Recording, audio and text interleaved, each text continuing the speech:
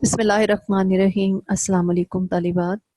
آج ہم مرزا غالب کی پہلی غزل کے بقیہ 4 اشعار کی تشریح کریں گے۔ پہلے حصے میں ہم نے غالب کا تعارف، مختصراً تعارف، ان کے حالات زندگی اور ان کے کلام کے حوالے سے بات کی تھی، اور آج کا جو ہمارا لیکچر ہے وہ ان کے بقیہ کے 4 اشعار کی تشریح پر مشتمل ہے۔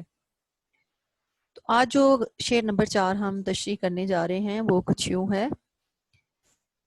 لے گئے خاک میں ہم داغے تمنائے نشاط، لے گئے خاک میں ہم داغے تمنائے نشاط، تو ہو اور آپ بصد رنگ گلستاں ہونا۔ داغ سے مراد جو ہے وہ زخم ہے، شاعری میں نشان کو بھی کہتے ہیں، لیکن اس سے مراد زخم ہے۔ تمنائے نشاط کا مطلب ہے کہ خوشی کی آرزو۔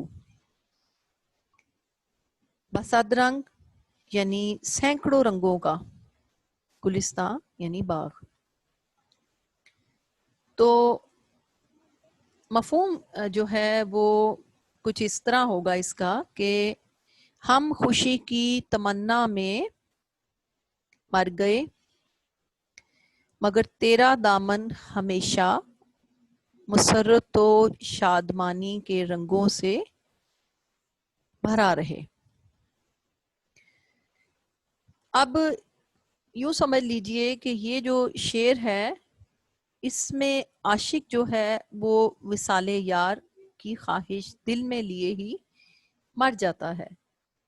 یعنی جیسا کہ آپ کو اردو شاعری کے محبوب کا کردار میں نے بتایا تھا کہ انتہائی ظالم، سنگ دل، بے رحم قسم کی شخصیت کا مالک ہے وہ، جس کے اوپر عاشق کا کوئی جذبہ، کوئی قربانی بھی جو ہے اثر انداز نہیں ہوتی ہے، یہاں تک کہ وہ اس کی خاطر مر مٹ بھی جاتا ہے تو بھی وہ اس کے لیے اپنے دل میں نرمی کے جذبات پیدا نہیں کرتا۔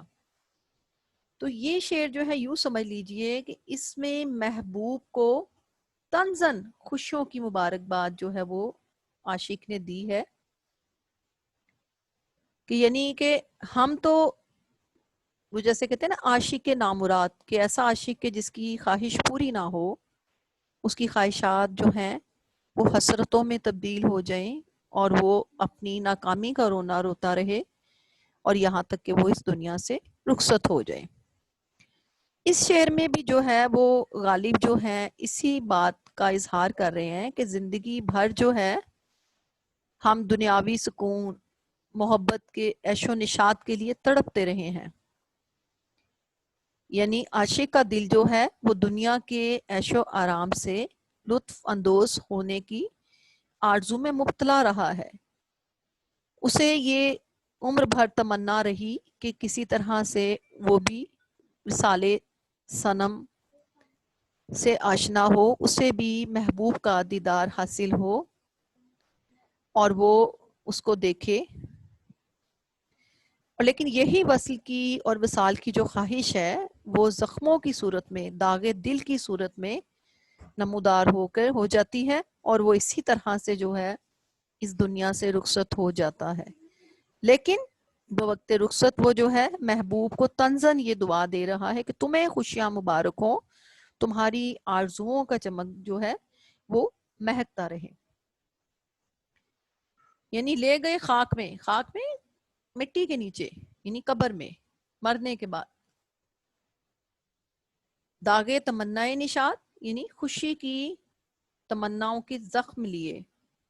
اب خوشی کی تمناؤں کے زخم کیا ہے کہ وصال یار کی تمنا میں محبت کے زخم جو اس کو ملے ہیں وہ ان کو لے کر اس دنیا سے رخصت ہو گیا۔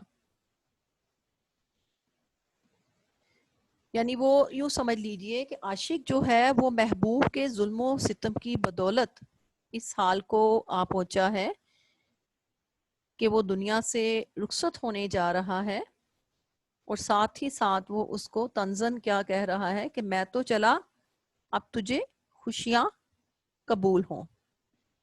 جیسا کہ آپ کو میں نے بتایا تھا کہ غالب جو ہیں وہ روایت شکن شاعر ہیں، یعنی روایات سے اردو شاعری کی جو ایک روایات بنی چلی آ رہی تھی وہ اس سے ہٹ کر جو ہے کیونکہ یہ ان کی انفرادیت ہے، یہ ان کی جدت ہے، ان کا انداز بیاں ہے کہ وہ روایت سے ہٹ کر جو ہے وہ شاعری کرتے ہیں اور روایت شکنی کرتے ہوئے ایسے موضوعات کو اپنے یہاں پیش کرتے ہیں جو دیگر شعراء کے یہاں دکھائی نہیں دیتے. یعنی محبت کا جو ایک روایت چلی آ رہی ہے وہ کیا ہے کہ محبوب کے سامنے لب کشائی کرنا جو ہے وہ آداب محبت کے خلاف ہے. ہماری اردو کی شعری روایت میں محبوب کے سامنے لب کھولنا کیا ہے؟ آداب محبت کے خلاف ہے.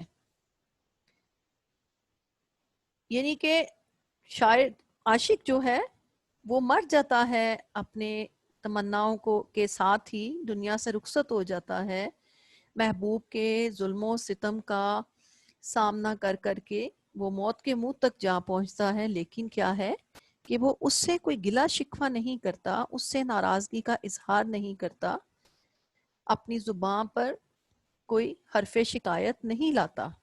یہ ہماری اردو شاعری کی روایت ہے، لیکن ہم کیا دیکھ رہے ہیں کہ غالب ایسا نہیں کرتے، بلکہ ایک جگہ وہ اور یہ کہتے ہیں کہ عجز و نیاز سے تو نہ آیا وہ راہ پر، عجز و نیاز سے تو نہ آیا وہ راہ پر، دامن کو آج اس کے حریفانہ کھینچیے. یعنی عاجزی اور نیازی سے تو وہ راہ پر، نیاز مندی سے تو وہ راہ پر آنے والا نہیں ہے، اب وہ حریف بن کے جو اس کے سامنے آنا چاہیے. یعنی ہم دیکھتے ہیں کہ غالب جو ہیں وہ انا کی قربانی نہیں دیتے ہیں، بلکہ وہ محبوب کے سامنے ڈٹ کے کھڑے بھی ہوتے ہیں، اس کا سامنا بھی کرتے ہیں، اس کو اس کی بے مہری کا تانا بھی دیتے ہیں اور اس کی غلطیوں کی نشاندہی بھی کرتے ہیں. تو یہ ہمیں انفرادیت جو ہے یہ غالب کے یہاں ہی نظر آئی کہ ہم تو خوشی کی تمنا میں مر گئے، مگر تیرا دامن شادمانی کے پھولوں سے بھرا رہے، تیری آرزوؤں کا چمن مہکتا رہے. جیسے ایک اور جگہ بھی غالب نے کہا تھا کہ ہزاروں خواہشیں ایسی کہ ہر خواہش پہ دم نکلے، بہت نکلے میرے ارمان لیکن پھر بھی کم نکلے. اسی طرح ایک اور حوالے کا شعر دیکھیے، میری شب تاریک تو روشن نہ ہو سکی، میری شب تاریک تو روشن نہ ہو سکی، گر تو ہوا ہے غیرت شمس و قمر تو کیا. یعنی ہمیں اس سے کیا. اب یہ جو ہے یہاں پہ طنز بھی ہمیں دکھائی دے رہی ہے شعر میں، کہ طنز کے طور پہ اس کو کہا جا رہا ہے کہ ہم تو تیری وجہ سے خاک ہو گئے، لیکن تو جو ہے وہ شاد باد رہے اور تیرا دامن جو ہے وہ شادمانی کے پھولوں سے بھرا رہے اور تیری آرزوؤں کا چمن جو ہے وہ سدا مہکتا رہے. اگلے شعر کی جانب بڑھتے ہیں، شعر نمبر 5 دیکھتے ہیں. عشرت پارائے دل زخم تمنا کھانا، عشرت پارائے دل زخم تمنا کھانا، لذت ریش جگر غر کے نمکداں ہونا. عشرت یعنی خوشی، پارائے دل دل کا ٹکڑا، یعنی زخم تمنا کھانا یعنی تمناؤں کے زخم کھانا. یعنی دل کے ٹکڑے کی خوشی کس میں ہے کہ وہ تمناؤں کے زخم کھاتا رہے. اب تمناؤں کو زخم کیوں قرار دیا جا رہا ہے؟ وہی اس کا جو عاشق و معشوق کا جو کردار ہے اس پر روشنی ڈالنے کے بعد یہی بات سامنے آئے گی کہ اردو شاعری کا جو محبوب ہے وہ کس کردار کا مالک ہے، اور عاشق چونکہ اس کے بالکل برعکس ہے، متضاد ہے. وہ جانتے بوجھتے بھی کہ اس کو عشق کا جواب عشق کی صورت میں نہیں ملے گا، اس کو محبت کا صلہ محبت میں نہیں ملے گا، لیکن پھر بھی جو ہے وہ کیا ہے کہ تمناؤں کے زخم کھاتا رہتا ہے. یعنی محبوب کی محبت سے وہ باز نہیں رہ سکتا، اور محبوب کے ہاتھوں جو ملے ہوئے جو زخم ہیں وہ بھی اس کے لیے اس کا ایک وہ تحفہ سمجھ کے سنبھال کے رکھتا ہے، اس کی نشانی سمجھ کے اس کو جان سے بھی عزیز رکھتا ہے۔ تو اس کے مفہوم کی جانب جب ہم غرق نمک داں ہونا کہ نمک کے ڈھیر میں دب جانا، غرق ہو جانا۔ اب اس کی جو ہم دیکھتے ہیں نثری مفہوم جو ہے تو وہ کچھ اس طرح بنے گا کہ دل کے زخموں کی خوشی خواہشات کے زخم کھانے میں ہے، اور جگر کے زخموں کو نمک کے ڈھیر میں دب کر لذت ملتی ہے۔ یوں کہہ سکتے ہیں کہ یہ غالب کی جو ہے اذیت پسندی کے حوالے سے، کہ ان کی شاعری کا ایک موضوع اذیت پسندی بھی ہے، کہ جس میں وہ محبوب کے ہاتھوں جتنی زیادہ اذیت ملتی ہے ان کو، اتنی ہی زیادہ وہ اس میں لذت محسوس کرتے ہیں۔ تو ہم یوں کہہ سکتے ہیں کہ محبوب کے ہاتھوں جو ملنے والے زخم ہیں، جو تکلیفیں ہیں، وہ عشاق کے لیے اپنی جان سے بھی بڑھ کر عزیز ہوتے ہیں۔ وہ ان دکھوں اور زخموں کو قیمتی متاع یعنی خزانہ دولت سمجھتے ہیں اور ان کو سنبھال رکھتے ہیں، اور ان زخموں کو وہ کبھی بھرنے نہیں دیتے، مندمل نہیں ہونے دیتے، بلکہ ہمیشہ ہرا ہی رکھتے ہیں، اور اس کے لیے اس کو کریدتے رہتے ہیں۔ کیوں؟ کہ وہ اس کو محبوب کی نشانی سمجھ کے جو ہے وہ اس میں لذت محسوس کرتے ہیں۔ یہاں بھی وہ کیا اظہار کریں کس بات کا کہ دل کی خوشی کس میں ہے کہ تمناؤں کے زخم سہتا رہے، اور جگر کے زخموں کی لذت کس میں ہے کہ ان کو غرق نمک داں کر دیا جائے، یعنی کہ ایک چیز زخمی ہے اور اس کو اور زیادہ نمک سے چھڑکا نہیں بلکہ نمک کے اندر ہی اس کو دبا دیا جائے، یعنی انتہائی زیادہ جو ہے اذیت ہمیں دکھائی دے رہی ہے کہ اذیت پسندی یعنی اذیت کے اندر جو ہے لذت محسوس کرنا، یعنی اذیت کی انتہا یوں سمجھ لیجئے کہ اس شعر میں ہمیں دکھائی دے رہی ہے۔ جیسے ایک اور جگہ غالب نے کہا تھا کہ دوست غمخواری میں میری سعی فرمائیں گے کیا، دوست غمخواری میں میری سعی فرمائیں گے کیا، زخم کے بھرنے تلک ناخن نہ بڑھ آئیں گے کیا، یعنی کوئی میری ہمدردی کیا کرے گا میرے زخموں کو بھرنے کے لیے۔ کیوں کہ ناخن کاٹ دیے جاتے ہیں، کس لیے کہ عاشق جو ہے ان زخموں کو دوبارہ سے کرید کے ہرا نہ کر لے۔ تو وہ آگے سے کیا کہتا ہے کہ جب تک زخم بھریں گے تب تک ناخن بھی بڑھائیں گے اور میں پھر ان کو کرید کے دوبارہ ہرا کر لوں گا، یعنی کہ محبوب کے دیے زخموں میں جو ہے عاشق کو ایک گنا لذت محسوس ہوتی ہے۔ اسی طرح سے ایک اور شعر دیکھیے غالبی کا ہے، کوئی میرے دل سے پوچھے تیرے تیرے نیم کش کو، کوئی میرے دل سے پوچھے تیرے تیرے نیم کش کو، یہ خلش کہاں سے ہوتی جو جگر کے پار ہوتا، یعنی ادھ کھچا تیر جو ہے یعنی جو جگر کے پار نہیں ہوا، اس سے جو اذیت جو لذت محسوس ہوتی ہے وہ اس کا مزہ ایک عاشق ہی جان سکتا ہے۔ پھر کیا ہے کہ وہ اس کے دیے ہوئے زخموں کو جو ہے وہ سدا ہرا رکھنا چاہتا ہے اس کی نشانی سمجھ کے، اور اس وجہ سے جو ہے ایک اور جگہ دیکھیے ایک شعر میں وہ اس کا اظہار کیسے کرتے ہیں کہ نظر لگے نہ کہیں اس کے دست و بازو کو، نظر لگے نہ کہیں اس کے دست و بازو کو، یہ لوگ کیوں میرے زخم جگر کو دیکھتے ہیں، یعنی یہاں بھی ہمیں جو ہے اذیت پسندی کا اظہار صاف دکھائی دے رہا ہے کہ عاشق جو ہے وہ نہیں چاہتا کہ محبوب کے دیے ہوئے زخم جو ہیں وہ کبھی بھی مندمل ہوں یا بھریں، بلکہ وہ ان کو ہمیشہ ہرا ہی رکھنا چاہتا ہے، وہ چاہتا ہے کہ یہ کبھی بھی جو ہے یہ نہ ٹھیک ہو، کیونکہ وہ اس کی نشانی سمجھتے ہیں۔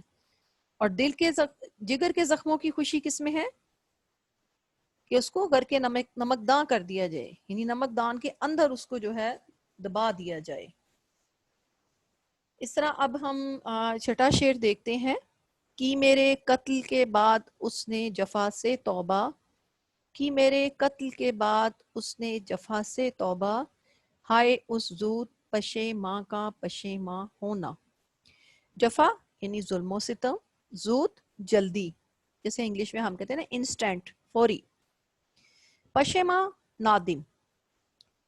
زود پشیما کی جو ترکیب ہے اس کا مطلب کیا ہے؟ یعنی جلد شرمندہ ہو جانے والا، فوراً شرمندہ ہو جانے والا. طنز کے طور پہ جو ہے محبوب کے لیے زود پشیما کی جو ہے ترکیب استعمال کی گئی ہے. مفہوم اس کا دیکھتے ہیں کہ میرے قتل کے بعد محبوب نے جفا کرنے سے توبہ کر لی، ہائے کیا جلد ہی اپنی خطا پر وہ پشیماں ہوا. اچھا، غالب کا یہ شعر جو ہے یہ بھی ان مشہور اشعار میں سے ہے کہ جسے ضرب المثل کی حیثیت حاصل ہے. اور یہ تو آپ کو میں نے بتایا ہے کہ اردو اور فارسی شاعری میں جو ہے محبوب کی سنگ دلی، بے وفائی اور جفاکاری کا جو تذکرہ ہے وہ عام ملتا ہے. شاعر حضرات جو ہیں شعراء، وہ محبوب کی سنگ دلی اور جفاکاری کو جو ہے وفاداری میں بدلنے کے لیے، وفا شعری میں بدلنے کے لیے ہر تدبیر آزماتے ہیں، مگر ہر تدبیر جو ہے وہ بے سود ثابت ہوتی ہے، یہاں تک کہ وہ داغے تمنائے نشاط لیے مٹی کے نیچے چلے جاتے ہیں، لیکن محبوب پر جو ہے اس کا اثر نہیں ہوتا. تو یہاں بھی ہم یہ دیکھ رہے ہیں کہ محبوب جو ہے وہ اس کے ظلم و ستم کے ہاتھوں کئی عشاق جو ہیں وہ مر چکے ہیں، اپنی زندگیوں سے ہاتھ دھو بیٹھے ہیں. لیکن محبوب نے قتل کرنے سے توبہ کب کی، ظلم و ستم ترک کرنے کا ارادہ کب کیا؟ جب اس نے عاشق کو قتل کر دیا. تو اس لیے طنز کے طور پہ جو ہے زود پشیماں کہ کتنی جلدی میرا محبوب شرمندہ ہوا کہ جب اس نے مجھے قتل کر ڈالا. تو اس حوالے سے ہم یہ دیکھتے ہیں کہ یہ شعر جو ہے طنز کے طور پہ جو ہے کہا گیا ہے محبوب کے لیے. یعنی اس کی جو طنز ہے، یعنی زود پشیمانی کو طنزن یہاں پہ کہا گیا ہے کہ توبہ بھی کی تو وہ گناہ کر دینے کے بعد، پہلے نہیں. اب شعر نمبر 7 پہ جو آخری شعر ہے، مقطع ہے اس غزل کا، اس کی جانب بڑھتے ہیں. حیف اس چار گرا کپڑے کی قسمت غالب، حیف اس چار گرا کپڑے کی قسمت غالب، جس کی قسمت میں ہو عاشق کا گرے باں ہونا. اچھا، یہ بھی ہماری اردو شاعری میں یہ موضوع جو ہے دیگر کئی شعراء کے یہاں آپ کو دکھائی دے گا کہ اس کپڑے کی قسمت پر ہی جو ہے افسوس کا اظہار کیا جاتا ہے. دکھائی دے رہا ہے ہمیں یہاں پہ کہ جس کے نصیب میں عاشق کا لباس بننا لکھا تھا. کیوں؟ وجہ اس کی یہ ہے کہ عاشق کی جب دیوانگی حد سے بڑھ جاتی ہے، اس کا اپنے اوپر قابو نہیں رہ پاتا، تو کیا ہوتا ہے کہ اس دیوانگی کے عالم میں وہ اپنے گریباں کو، اپنے دامن کو تار تار کر لیتا ہے. اس لیے یہ موضوع آپ کو دیگر بھی کئی شعراء کے یہاں جو ہے دکھائی دے گا.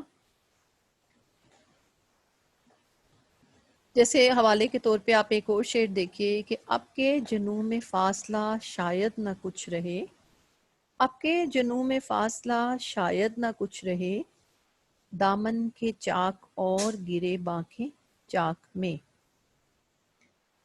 اسی طرح سے آتش کا ایک شعر دیکھیے کہ ہمیشہ میں نے گرے باں کو چاک چاک کیا، ہمیشہ میں نے گرے باں کو چاک چاک کیا، تمام عمر رفو گر رہے رفو کرتے. یعنی یہ اردو شاعری کی یہ روایت ہے کہ وحشت و جنون کے عالم میں عشاق اپنے گرے باں کو، اپنے دامن کو، اپنے لباس کو جو ہے وہ چاک چاک کر دیتے ہیں. تو اس چار گرا کپڑے کی قسمت پر ہی غالب جو ہے وہ افسوس کرتے دکھائی دے رہے ہیں کہ جس کی تقدیر میں عاشق کا گرے باں ہونا لکھا تھا.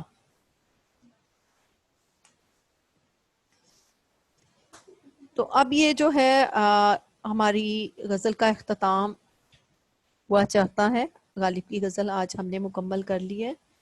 اگلے لیکچر میں ہم غالب کی غزل نمبر 2 کے ساتھ ملاقات کریں گے انشاءاللہ. اب اجازت دیجیے. اللہ حافظ.